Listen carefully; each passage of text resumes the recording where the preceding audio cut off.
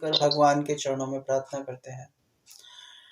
ओम नमो भगवते वासुदेवाय।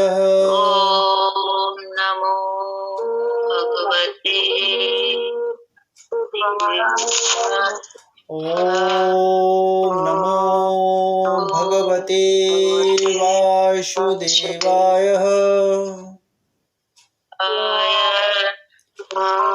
ओम नमो भगवते वासुदेवाय नमः। तो श्रीमद् भगवद गीता यथारूप अध्याय 18 श्लोक संख्या 67 तो बहुत ही सुंदर श्लोक है। आइए मिलकर उच्चारण करते हैं। सर्वधर्मान्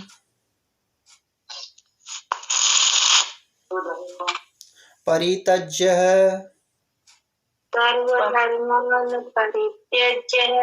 मामः एकं शरणं वज्रः अहं त्वां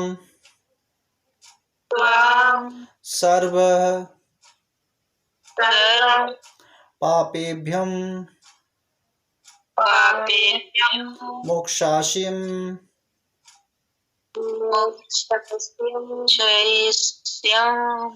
मा शुचः। तो एक पूरा श्लोक पढ़ते हैं। सर्वधर्मान् परित्यज्य माम एक शरणं व्रज अहं त्वां सर्व पापोभ्यं मोक्ष्यामि मा शुचः। सर्वधर्मान् परित्यज्य माम एकं शरणं व्रज अहं त्वां सर्व पापोभ्यं मोक्ष्यामि मा शुचः। हरे कृष्ण। और कोई चरण करेगा? हरे कृष्णा। हरे कृष्णा। श्रीमद् भगवत गीता यथारूप अध्याय नंबर 18 श्लोक संख्या 63। सर्वधर्मान् परित्यज्य मामेकं शरणं व्रज अहं त्वां सर्वपापेभ्यो मोक्षयिष्यामि मा शुचः। हरे कृष्ण। एक बार पुनः। सर्वधर्मान् परित्यज्य मामेकं शरणं व्रज अहं त्वां सर्वपापेभ्यो मोक्षयिष्यामि मा शुचः। हरे कृष्ण।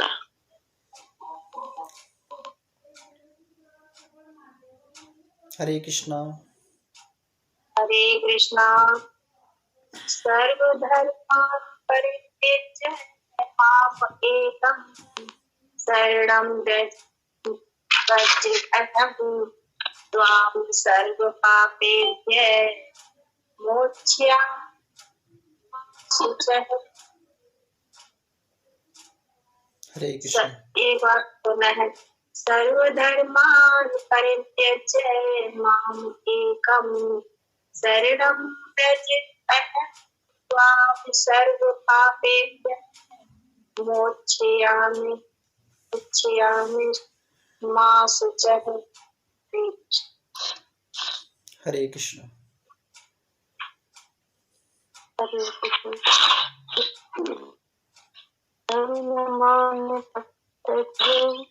माम एकं शरणं व्रज अहं त्वां सर्वपापेभ्यः मोक्षयिष्यामि मा शुचः। सर्वधर्मान् परित्यज्य माम एकं शरणं व्रज अहं त्वां सर्वपापेभ्यः मोक्षयिष्यामि मा शुचः। हरे कृष्ण। और कोई?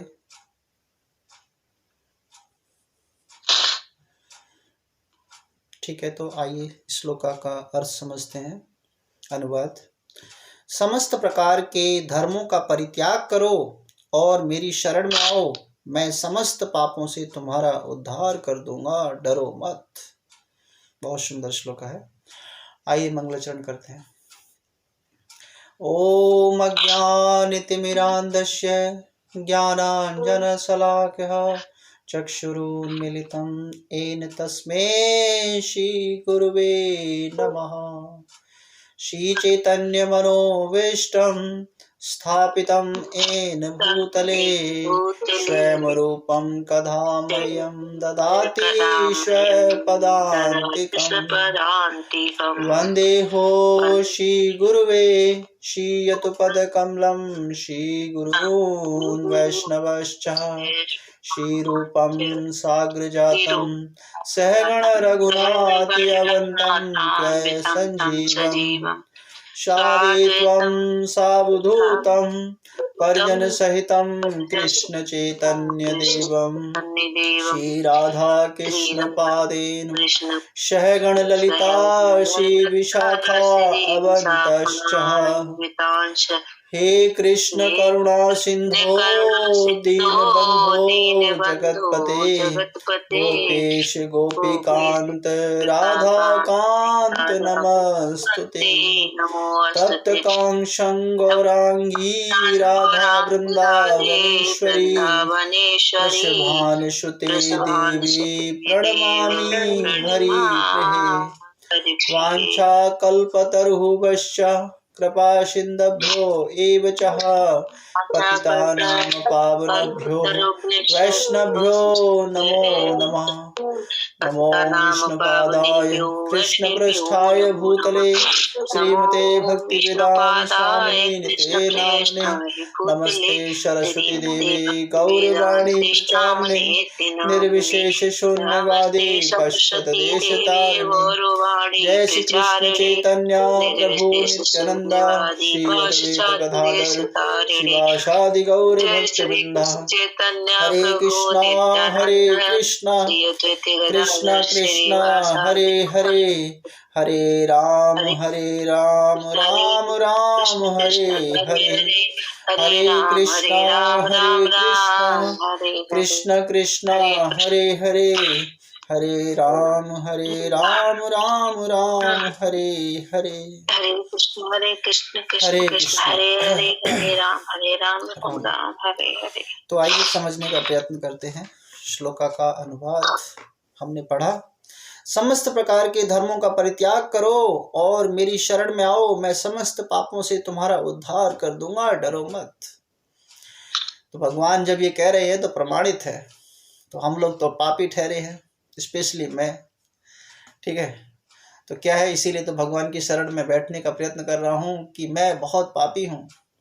हे भगवान, मैं आपकी शरण में हूँ, आप मेरे पाप को कम कर दीजिए। तो हम लोग डरना नहीं है।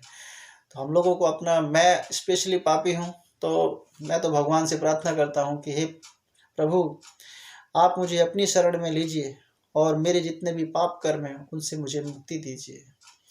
तो इस प्रकार जो है हमें समझना चाहिए। तात्पर्य में देखते हैं। तात्पर्य शील प्रभुपाद के द्वारा। शील प्रभुपाद की जय। भगवान ने अनेक प्रकार के ज्ञान तथा धर्म की विधियां बताई हैं। पर ब्रह्म का ज्ञान, परमात्मा का ज्ञान, अनेक प्रकार के आश्रमों तथा वर्णों का ज्ञान, संन्यास का ज्ञान, अनासक्ति, इंद्रिय तथा मन का संन्यास, ध्यान आदि का ज्ञान। भगवान ने कितने ज्ञान बताए हैं। अगर हम 1% भी मैं उस ज्ञान पर सही उतर आऊं तो भगवान की कृपा हो जाएगी। तो क्या है कि भगवान का ज्ञान जो है, अगर कोई व्यक्ति भक्ति करता है, ठीक है, भक्ति भी कई तरीके की होती है। जैसे बताया जाता है कि भक्ति किस किस तरीके से होती है। अगर आप इनमें से कोई एक भी भक्ति कर रहे हैं तो आप भगवान के प्रिय हैं। अगर इनमें से एक भी भक्ति नहीं कर रहे हैं तो एक भी भगवान के आप प्रिय नहीं हैं। तो देखिए, वचन से भक्ति, जैसे वचनम भक्ति। वचन भक्ति किसने की? परीक्षित महाराज ने की। ठीक है। फिर कीर्तनम, कीर्तन भक्ति किसने? सुखदेव गोस्वामी ने की। इसको लिख लेना चाहिए जो मैं बता रहा हूँ। ठीक है। इनमें से हमें पता होना चाहिए कि कौन सी भक्ति करनी चाहिए। तो वचनम भक्ति जो है परीक्षित महाराज ने की। फिर दूसरा कीर्तनम भक्ति जो है सुखदेव गोस्वामी ने की। फिर आती भक्ति श्रवणम, सुनने की भक्ति। अगर सुनते हो तो भी भक्त हो। ठीक है। क्यों? भक्ति में देखिए सुनने वाला बहुत बड़ा भक्त है। कौन? प्रहलाद महाराज। तो सुनने के लिए भक्ति किसने की? प्रहलाद महाराज। तो प्रहलाद महाराज को देखो कितनी बड़ी कृपा थी। तो यहाँ पे समझना चाहिए कीर्तनम, वचनम, कीर्तनम, श्रवणम और पादसेवम। तो पादसेवम करते हैं तो लक्ष्मी देवी प्रसन्न होते हैं। ठीक है। भगवान की पाद सेवन करते हैं। अर्चनम करते हैं, अर्चनम तो प्रद्युम्न महाराज है। अर्चनम में प्रद्युम्न महाराज जो फेमस है। और क्या आता है? वदनम, अक्रूर जी आते हैं। अक्रूर जी जो थे मतलब मन ही मन में विचार करने लगे थे भगवान का। भगवान ऐसे वक्त कृष्ण के बारे में मथुरा जा रहे थे। तो मथुरा से जब जा रहे थे वृंदावन तो फिर मन ही मन में सोचने लगे। तो अक्रूर महाराज जो थे वो वदनम। फिर आता है अर्चनम। अर्चनम भक्ति जो है किसकी है? इसमें दो जने आते हैं, अर्जुन और उद्धव। ठीक है। और दास्य भक्ति किसकी है? दास्य भक्ति तो सभी को पता है। दास्य भक्ति बहुत फेमस है, वो है हनुमान जी की। तो दास्य भक्ति हनुमान जी की। और आत्मनिवेदन भक्ति जो है बलि महाराज की। तो ये हम क्या कर रहे हैं? वचनम, कीर्तनम, श्रवणम, पाद अर्चनम, वंदनम, अर्चनम, दास्य, आत्मनिवेदन। अगर अपने आप को चेक करिए कि हम इनमें से किसी एक आधा काम कर रहे हैं कि नहीं कर रहे हैं। ठीक है। अगर वो नहीं है तो फिर आप भौतिक संसार में पड़े हुए हैं। ठीक है। आपको निकलना है। इनमें से कोई भी एक सेवा जो है वो गंभीर रूप से होनी चाहिए, तब जो है भगवान का साथ मिलेगा। ठीक है। लेकिन व्यक्ति को हर एक सेवा भी करनी चाहिए। ऐसा नहीं है कि एक सेवा में लग जाए फिर दूसरी सेवा ना करे। जैसे कोई वचनम करता रहे और अर्च विग्रह की सेवा ना करे। सेवा भी करनी चाहिए, लेकिन किसी न किसी उसमें कर्म में लीन। ये सारे जो कर्म है वो सुकर्म है। ठीक है। कल हमने जो श्लोका पढ़ा था ना, कर्म, विकर्म, सुकर्म, अकर्म, तो उसमें से क्या कर्म अच्छा है ना? अच्छा कर्म। सुकर्म क्या है? वो ये है। तो यहाँ पे बताया गया है कि परब्रह्म का ज्ञान, परमात्मा का ज्ञान, अनेक प्रकार के आश्रय वर्णों का ज्ञान, संन्यास का ज्ञान, अनासक्ति, मन की इंद्रिय संयम आदि का ज्ञान। उन्होंने अनेक प्रकार से, नाना प्रकार से धर्मों का वर्णन किया। जब भगवत गीता के सार प्रस्तुत करते हुए भगवान कहते हैं कि हे अर्जुन, अभी तक बताई गई सारी विधियां का परित्याग करके अब केवल मेरी शरण में आओ। इस शरणागति से वह समस्त पापों से बचा जाएंगे, क्योंकि भगवान स्वयं उनकी रक्षा का वचन दे रहे हैं। गारंटी है। तो भगवान खुद रक्षा का वचन दे रहे हैं। बहुत ही फेमस श्लोक है। तो भगवान क्या है? बता रहे हैं कि स्वयं उनकी रक्षा का वचन देते हैं। ठीक है। ये हम जानेंगे कैसे कि भगवान हमारी रक्षा कर रहे हैं? जब भक्ति कर रहे हैं तभी जानेंगे कि हाँ भगवान हमारी रक्षा कर रहे हैं। वास्तव में भाव जागृत होगा। लेकिन यह है कि जब भगवान तो वैसे हमेशा ही रक्षा करते हैं। ठीक है। क्योंकि हम लोग क्या है? भगवान के पुत्र हैं। ठीक है। हम लोग भगवान के पुत्र हैं। इसलिए क्या है कि हम चाहे कुछ भी गलती करें तो भगवान कभी कभी हमें क्या करते हैं? जैसे माता क्या करती है? पुत्र कभी गलती करता है तो क्या लगाता है? थपेड़ लगा देते हैं। पिता माता बच्चे को थप्पड़ मार देते हैं। क्या वो दिल से मारा थप्पड़? नहीं, दिल से नहीं थप्पड़ मारते कभी माता पिता। वो क्या है कि ऐसे। तो इसी तरह भगवान भी क्या है? हमें क्या करते हैं? कभी कभी हमें कुछ करते हैं, ठीक है, जिसके कारण हम सोचते हैं अरे भगवान ने मेरे लिए ये इतना बुरा किया। बच्चा भी कभी कभी सोचता है, बच्चा भी, छोटा बच्चा होता है, ये मम्मी पापा मेरे बिल्कुल प्यार नहीं करते। लेकिन वास्तव में कोई कुछ गलत ना हो जाए, कुछ ये ना हो जाए, इसलिए माता पिता क्या करते हैं, बच्चे पर कभी डांटते हैं, फटकारते हैं। इसी तरह भगवान भी क्या करते हैं, भगवान भी इसी प्रकार का कभी कभी कष्ट देते हैं। अच्छा, ये गलती करेगा, चल अब तुझे मैं क्या करूँगा, मैं तुझे तेरा ये इतना धन मैं लुटवा दूंगा। तो ये कुछ कभी कभी होता है और फिर हम लोग बहुत उदास हो जाते हैं, तो बच्चा भी उदास होता है, ठीक है। तो हमें समझना चाहिए कि, लेकिन जो अभी हमने कल पढ़ा था ना, लेकिन वो क्या है कि जो हमेशा ही सब कुछ समझे कि अच्छा हुआ वो भी भगवान का, बुरा हुआ वो भी भगवान का, जो कर रहे हैं वो माता पिता अच्छा ही कर रहे हैं, ऐसा सोचना चाहिए, ठीक है। आगे पढ़ते हैं, श्लोका बहुत बड़ा है। 7वें अध्याय में यह कहा गया है कि वहीं कृष्ण की पूजा की जाती है जो सारे पापों से मुक्त हो जाएगा। इस प्रकार कोई यह सोच सकता है कि मैं समस्त पापों से मुक्त हुए बिना कोई शरण नहीं पा सकता। ऐसे संदेह के लिए यहाँ यह कहा गया है कि कोई समस्त पापों से मुक्त ना भी हो तो केवल श्री कृष्ण की शरणागत होने पर स्वतः मुक्त हो कर दिया जाता है। केवल कृष्ण की शरण में जाओ, ये मत चिंता करो कि मैं पापी हूँ, मैं अभी ये कर रहा हूँ, मैं बीड़ी सिगरेट गांजा अंजा पी रहा हूँ, अरे मैं कैसे जा सकता हूँ, ठीक है। तो वो कोई दिक्कत नहीं है, एक बार भगवान बोल रहे हैं, एक बार शुरू तो करो, मैं तुम्हारा सब कुछ सही कर दूंगा, है ना। टीवी पे एडवर्टाइजमेंट आती है, नशा मुक्ति, नशा छुड़वाने की दवाई, इतनी कितनी 5,000 6,000 लोग उसको खर्च करते हैं। हम तो ये कह रहे हैं अरे एक बार गीता तो पढ़ो, फ्री में इलाज है, ट्रीटमेंट फ्री है, ठीक है। तो ये गीता पढ़ने से क्या होता है, शुद्धि आती है। तो भगवान गारंटी दे रहे हैं, यहाँ पे गारंटी वाले कोई सुनने नहीं। जब कोई भगवान गारंटी दे रहे हैं, लेकिन वहाँ पे दिमाग चलेगा कि भाई नशा मुक्ति वाली दवाई ले आते हैं, पिलाते हैं, इनको शायद नशे से मुक्ति मिल जाए।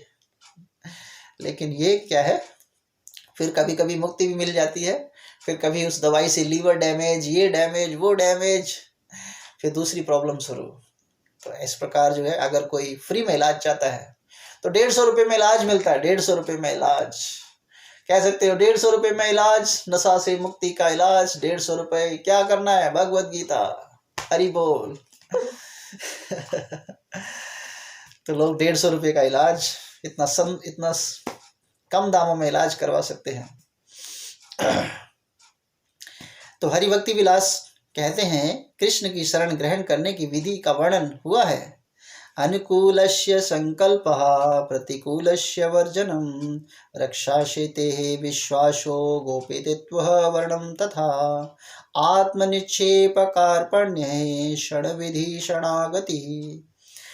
तो भक्ति योग के अनुसार मनुष्य को वही धर्म स्वीकार करना चाहिए जिससे अंततः भगवत भक्ति हो सके। समाज में अपनी स्थिति के अनुसार कोई एक विशेष कर्म कर सकता है, लेकिन यदि अपना कर्म करने से कोई कृष्ण भावना अमृत तक नहीं पहुंच पाता तो उसके सारे कार्यकलाप व्यर्थ हो जाते हैं। तो समझना चाहिए, अगर हम भगवान कृष्ण की भक्ति कर रहे हैं तो ठीक है, लेकिन जितने भी दूसरे कर्म कर रहे हैं उससे क्या सारे कार्यकलाप जो है व्यर्थ हो गए। तो यूँ भी समझना चाहिए कि व्यर्थ में ना टाइम पर पास करें, जो करें कृष्ण भावना अमृत में रहकर करें। मनुष्य को विश्वास होना चाहिए कि कृष्ण समस्त परिस्थितियों में उसकी सारी कठिनाइयों से रक्षा करेंगे। इसके विषय में सोचने की कोई आवश्यकता नहीं कि जीवन निर्वाह कैसे होगा, कृष्ण इनको संभालेंगे। और हम सोचें कि जीवन निर्वाह करने के लिए अपार मेहनत करनी पड़ेगी, ये करना पड़ेगा, धन इकट्ठा करना पड़ेगा, करते करते करते करते लेकिन दूसरे को तो किया, लेकिन खुद जो है वो गड्ढे में चला गया। तो इसलिए हमें समझना चाहिए कि जब भगवान श्री कृष्ण करेंगे तो सोचने की क्या बात है। कर भी लिया तो फिर चोर चुरा ले जाएगा। ठीक है, तो ये समझना चाहिए। मनुष्य को चाहिए कि वह अपने आप को निस्सहाय माने और अपने जीवन की प्रगति के लिए कृष्ण ही अविलंब समझे। पूर्ण कृष्ण भावना भावित होकर भगवत भक्ति में प्रयुक्त होते ही वह प्रकृति के समस्त कल्मशों से मुक्त हो सकता है। धर्म की विविध विधियां हैं और ज्ञान, ध्यान, योग आदि जैसे शुद्ध करने वाले अनुष्ठान हैं, लेकिन जो कृष्ण के शरणागत हो जाता है उसे इतने सारे अनुष्ठानों का पालन की आवश्यकता नहीं रह जाती। कृष्ण की शरण में जाने मात्र से व्यर्थ समय गंवाने से बच जाएगा। इस प्रकार वह तुरंत सारी उन्नति कर सकता है और समस्त पापों से मुक्त हो सकता है। तो समय बर्बाद नहीं करिए, बैक टू गॉड हेड, भगवान की शरण में रहिए। श्री कृष्ण की सुंदर छवि, वाह, श्री कृष्ण की सुंदर छवि, श्री कृष्ण की सुंदर छवि के प्रति मनुष्य के आकृष्ट होना चाहिए, है ना। श्री कृष्ण को देखते ही हाय कितने सुंदर, कितने सुंदर, ऐसी छवि आकर्षित होनी चाहिए, मन में लगना चाहिए अरे मैं 1 घंटे बाद फिर देखना चाहिए, 1 घंटे बाद फिर देखना चाहिए। श्री कृष्ण की सुंदर छवि मनुष्य को आकृष्ट करने होनी चाहिए। उनका नाम कृष्ण इसलिए पड़ा क्योंकि वो सर्वकर्षण हैं। कृष्ण का अर्थ सर्वकर्षण, अट्रैक्टिव पावर है, आकर्षित करते हैं। चुंबक खींचता है ना लोहे को, हम लोग लोहा है, वो भी जंग लग गई, लोहा स्पेशली मैं जंग लग गई है लोहे में, लेकिन फिर भी चुंबक क्या करेगा, लोहे को खींचेगा। तो भगवान कृष्ण जो है चुंबक समझना चाहिए, मैग्नेट समझना चाहिए, और हम लोग जंग लगे लोहा है, तो जंग भी हट जाएगी। वह भाग्यशाली है। और जो भगवान जब आकर्षित करते हैं, जो अर्चन विक्रम ये सेवाएं कर रहा है, वो भाग्यशाली जीव है। आध्यात्मिकवादी कई प्रकार के होते हैं, जो निर्गुण ब्रह्म के प्रति आकृष्ट होते हैं, कुछ परमात्मा के प्रति, लेकिन जो भगवान के साकार रूप के प्रति आकृष्ट होता है, और इससे भी बढ़कर जो साक्षात भगवान कृष्ण के प्रति आकृष्ट होता है, वह सर्वस्व योगी है। दूसरे शब्दों में अनन्य भाव से कृष्ण की भक्ति अनुगत ज्ञान है, और संपूर्ण गीता का यही सार है। कर्मयोगी, दार्शनिक, योगी तथा भक्त सभी आध्यात्मिक कहलाते हैं। इसलिए इनसे शुद्ध भक्त ही सर्वश्रेष्ठ है। यहाँ पर माँ शुचः, मत डरो, मत झिझको, मत चिंता करो विशिष्ट शब्दों का प्रयोग अन्यथा सार्थक है। मनुष्य को यह चिंता होती है कि वह किस प्रकार सारे धर्मों का त्याग और एकमात्र कृष्ण की शरण जाए, इसलिए ऐसी चिंता व्यर्थ है। देखिए, हमें समझना चाहिए कि कितना सुंदर तात्पर्य लिखा है। तो शील प्रभु इसको हमने समझने का प्रयत्न किया, और प्रभुपाद की कृपा है जो हम इस सुंदर तात्पर्य को समझ पा रहे हैं। इस प्रकार ये तात्पर्य जो था शील प्रभुपाद के द्वारा पूर्ण हुआ। शील प्रभुपाद की जय।